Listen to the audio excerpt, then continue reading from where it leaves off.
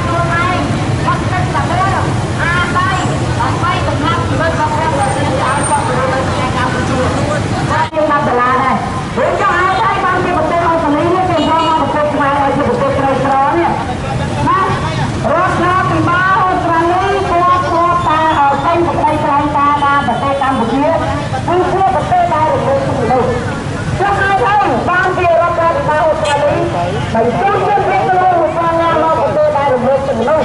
có thể đại tổng quân là ác của vua có thể đại tổng quân đại đồng lực từng lâu để chia ra ra thêm hai mặt càng một cái đôi phải nặng lắm đó cái nào